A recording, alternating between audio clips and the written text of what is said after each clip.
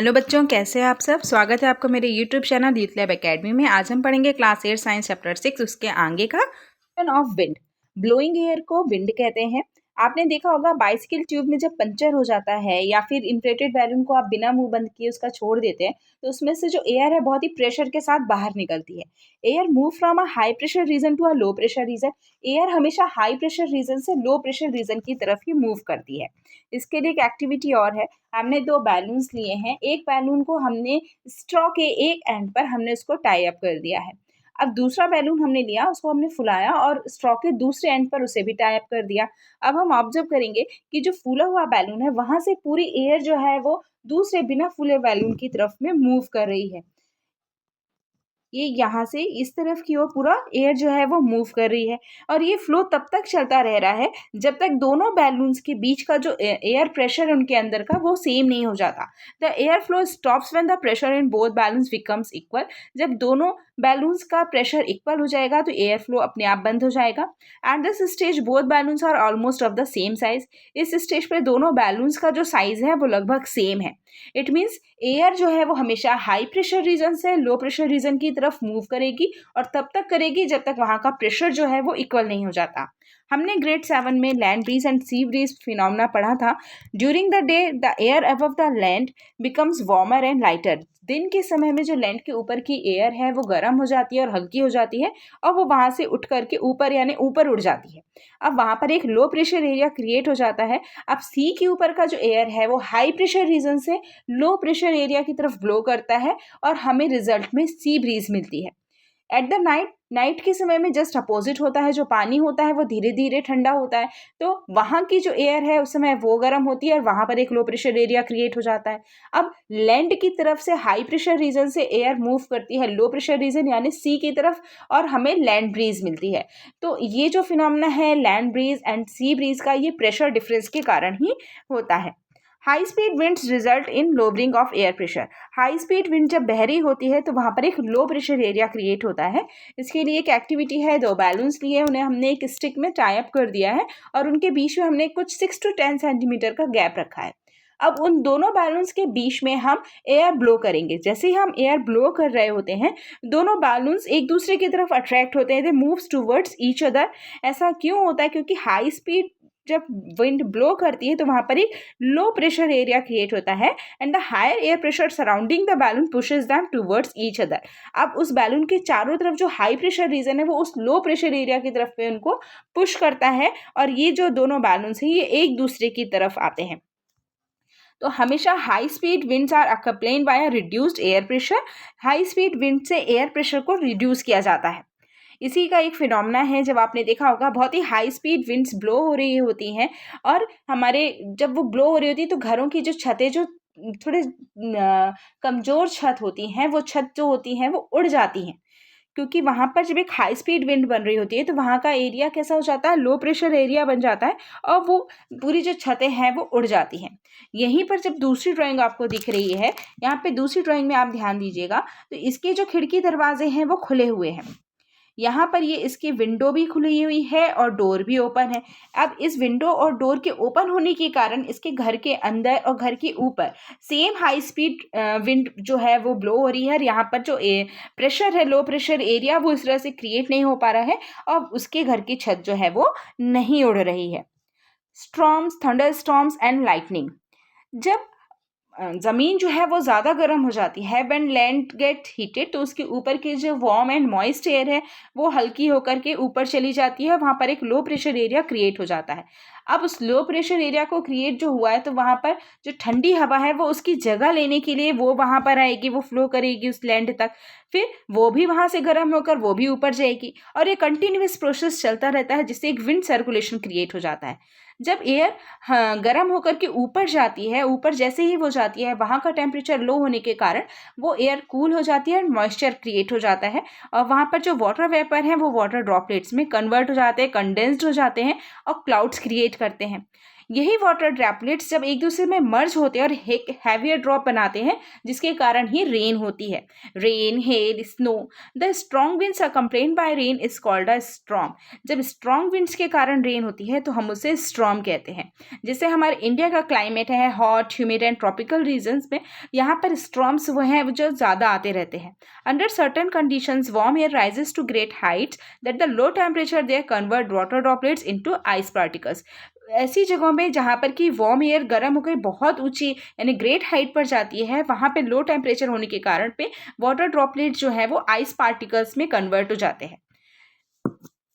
ये आपको ड्राइंग में दिख रहा है, यहाँ पर ये जो रेड लाइन है ये वार्म एयर की है, ये गर्म होकर के ये ऊपर जा रही है और इसकी जगह पर ये कूलर एयर इसकी जगह ले रही है, और फिर ये कूलर एयर भी गर्म होकर के ये भी वापस से ऊपर जा रही है। यही स्टॉर्म की रीज़न होता है। Strong winds blowing upwards and downwards. Strong wind जब बह रही होती है तो ये इसी तरह ऊपर और नीचे हो रही होती है, और वहाँ पर जो वाटर वेपर है वो वाटर ड्रॉपलेट्स में कंडेंस्ड हो जाते हैं। अब strong wind and water droplets के बीच में रबिंग होती है, बहुत ही स्ट्रांगली विंड जा रही है ऊपर और वाटर ड्रॉपलेट्स नीचे आ रहे हैं। तो जब इनके बीच में रबिंग होती है तो एक चार्ज क्रिएट हो जाता है, जो हमने लास्ट लेसन में पढ़ा है कि जब दो ऑब्जेक्ट एक दूसरे से रब होते हैं तो वहाँ पर एक इलेक्ट्रोस्टैटिक चार्ज क्रिएट हो जाता है। इसी तरह यहाँ पर एक चार्ज क्रिएट हो जाता है विद इन दी क्लाउड्स के अंदर पे क्रिएट हो जाता है। The positively charge lighter ice particles move upwards. जो पॉजिटिवली चार्ज पार्टिकल्स होते हैं आइस पार्टिकल्स, वो क्लाउड्स में ऊपर तरफ जमा रहते हैं और अपर पार्ट क्रिएट रहते हैं क्लाउड्स का, और negatively charge heavier water droplets, और जो निगेटिवली चार्ज रहते हैं वाटर ड्रॉपलेट्स जो हैवी होते हैं वो क्लाउड्स की नीचे जगह पर अपना स्पेस ले लेते हैं। आज charge separation within the cloud takes place. इस तरह से क्लाउड्स में चार्ज क्रिएट हो जाते हैं। Also when the negatively charge lower part of the cloud moves closer to the ground. इसी तरह जब ये निगेटिवली चार्ज जो क्लाउड के नीचे का पार्ट है जो निगेटिवली चार्ज है, जब ये ग्राउंड के पास आता है तो ग्राउंड के पास में भी इसी तरह ये विंड के कारण यहाँ पर ग्राउंड के ऊपर एक पॉजिटिव चार्ज क्रिएट हो जाता है, सच एज ट्रीज और buildings to become positively charge. ये पॉजिटिवली चार्ज हो जाती हैं। Normally air act as an electrical insulator. Normally air जो है वो एक इंसुलेटर की तरह बिहेव करती है। इंसुलेटर मीन्स जो कि इलेक्ट्रिक चार्जेस को मूव करने की परमिशन नहीं देता है, but does not let opposite charge meet, जिसके कारण चार्ज नहीं मिल पाते।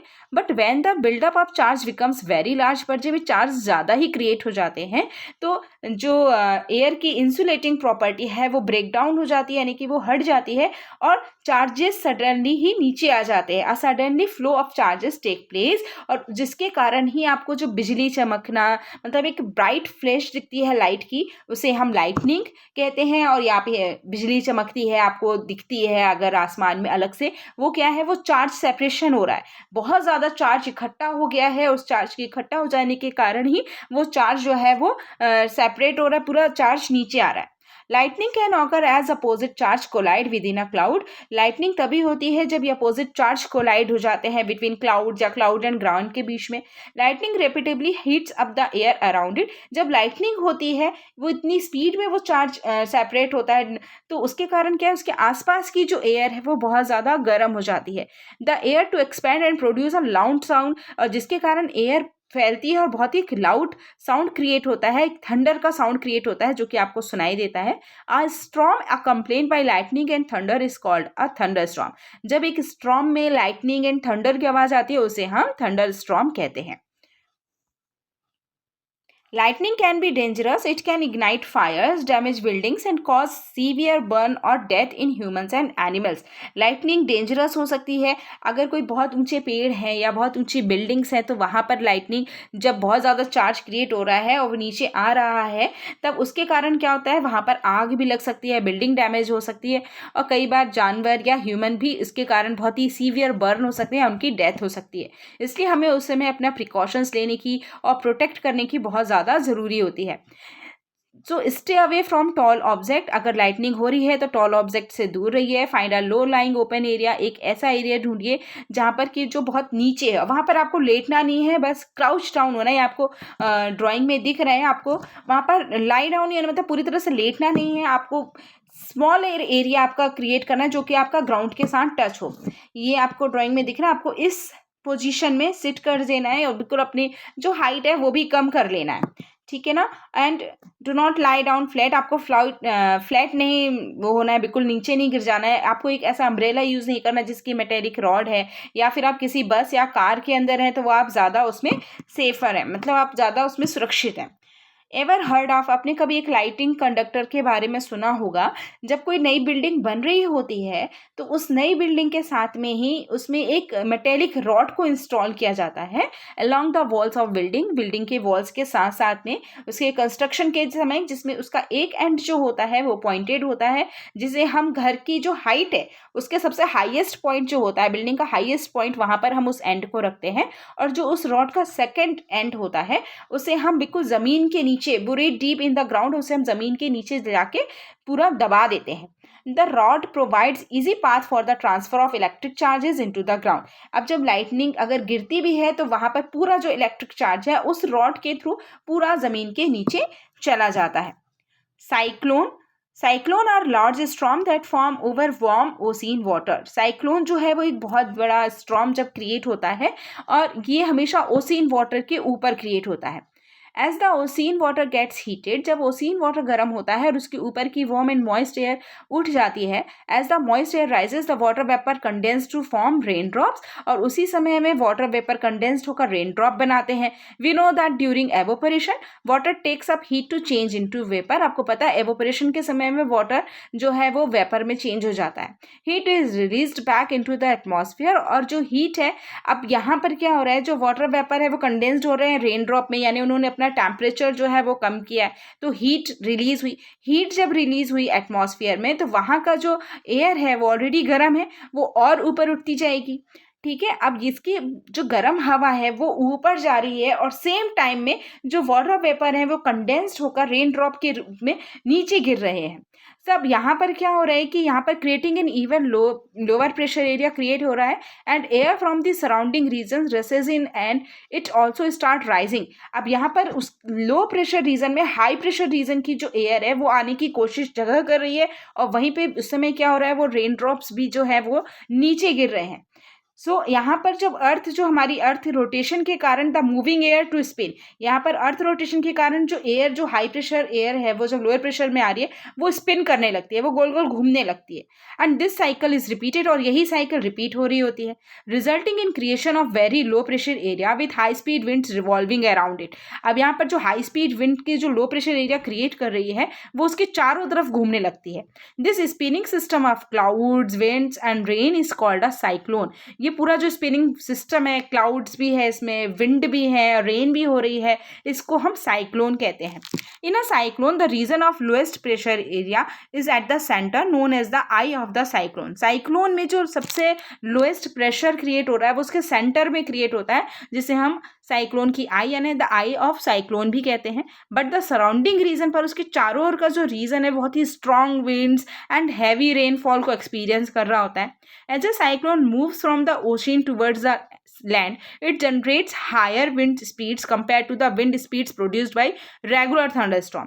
अब ये साइक्लोन जो है वो ओशियन से लैंड की तरफ जब आता है तब ये बहुत ही हायर स्पीड विंड्स को क्रिएट होती है। वहाँ पर एक थंडरस्टॉर्म्स में जितनी विंड की स्पीड रहती है उसके कंपैरिजन में इसकी विंड की स्पीड बहुत ज़्यादा होती है। Once the cyclone reach land the source of moist air is cut off. जैसे ही ये साइक्लोन लैंड पे पहुंच जाता है, जो मॉइस्ट एयर इसमें जा रही थी उसका सोर्स जो है वो कट हो जाता है, क्योंकि वो ओशियन से अब लैंड की तरफ आ गए, and it gradually loss its strength. और धीरे धीरे वो अपना स्ट्रेंथ जो है वो कम हो जाता है। उस साइक्लोन का जो स्ट्रेंथ है वो धीरे धीरे, even as a cyclone loses its strength while traveling over land, it leaves behind a trail of destruction that can take months or even years to repair। ये साइक्लोन जो है अपनी जब तक स्ट्रेंथ खोता है लैंड पे आते आते, इसके पीछे जब तक बहुत ज़्यादा डिस्ट्रक्शन हो चुका होता है जिसको हमको रिकवर करने में कई महीनों कई साल लग जाते हैं। Cyclones can be extremely destructive. For example, the Amphan cyclone in 2020 had peak wind speed of 270 km per hour। Amphan cyclone आया था 2020 में जिसने उसकी wind speed 270 kilometre per hour थी, जिससे बहुत ज़्यादा डिस्ट्रक्शन हुआ था।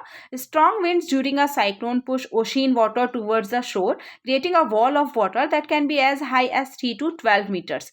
जब ये स्ट्रॉन्ग विंड साइक्लोन जो है आ रहा होता है तब यहाँ पर वो वाटर को भी क्या कर रहा होता है, शोर की तरफ पुश कर रहा होता है, यानी उस समुद्र के किनारे की तरफ, ओशियन के शोर की तरफ वो पुश कर रहा होता है, जिससे वॉल जो वाटर है उसकी पूरी एक वॉल क्रिएट हो जाती है, एक पूरी दीवार क्रिएट हो जाती है, जो कि 3 से 12 मीटर तक लंबी हो सकती है।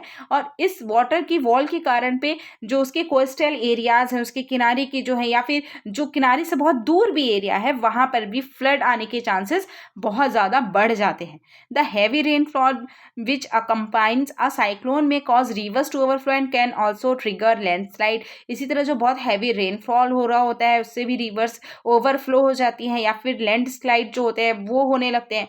सी water that rushes inland can contaminate drinking water. ये सी वाटर ड्रिंकिंग वाटर को भी कंटिमेंट कर देता है और पूरा जो फॉर्म लैंड है उसको डैमेज कर देता है। The salt in sea water can make soil less fertile, affecting crops, road may gets blocked due to fallen trees and debris, making it difficult to for help to reach the affected areas. इस cyclone के कारण भी क्या होता है, जो सी water है जो सॉल्टी है उससे पूरी सॉइल जो है वो उसकी फर्टाइलिटी पूरी लॉस हो जाती है, क्रॉप्स अफेक्ट करती हैं, रोडें ब्लॉक्स हो जाती हैं क्योंकि पूरे पेड़ कहीं गिर गए होते हैं, कहीं पर जो होल्डिंग्स होती है, खंबे होते हैं लोहे के, वो गिर जाते हैं और एक दूसरे की मदद करने में यहाँ पर बहुत ज़्यादा मुश्किलें आती हैं। So power outage can lost for days, बहुत दिनों तक पावर नहीं आ रही होती है, इलेक्ट्रिसिटी नहीं होती है और इससे पूरी जो डेली लाइफ है हमारी पूरी वो डिस्टर्ब हो जाती है। How can we protect our self during cyclones, हम साइक्लोन के समय अपने आप को प्रोटेक्ट कैसे कर सकते हैं। तो ये इंपॉर्टेंट है कि आप जो वेदर रिपोर्ट्स है उसके साथ अपडेट रहिए, पेरियोडिक जो अलर्ट्स हैं उसको ध्यान से सुनिए, वार्निंग जो इशू है उनको ध्यान से सुनिए।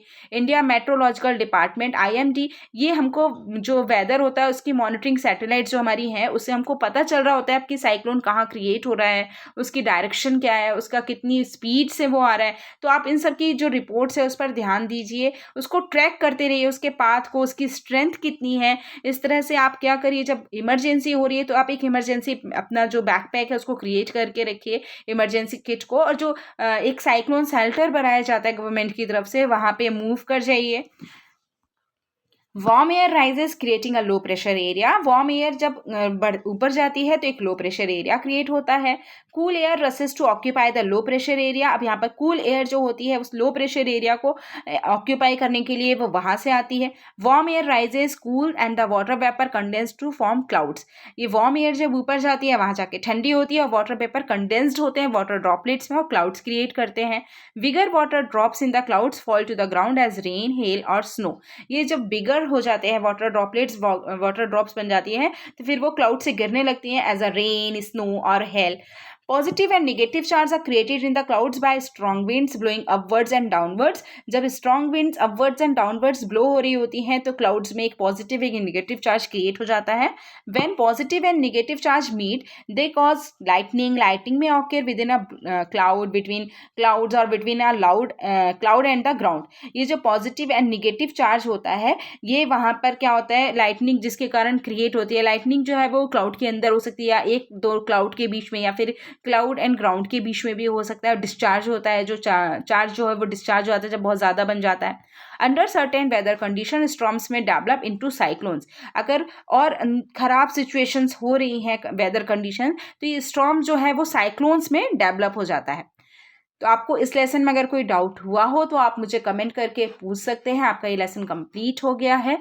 Thank you. मेरे चैनल को लाइक कीजिए, सब्सक्राइब कीजिए, शेयर कीजिए, जिससे मुझे भी मोटिवेशन मिले, मैं और ज़्यादा अपने वीडियोज़ इसी तरह आपको बना के दे सकूँ। Thank you.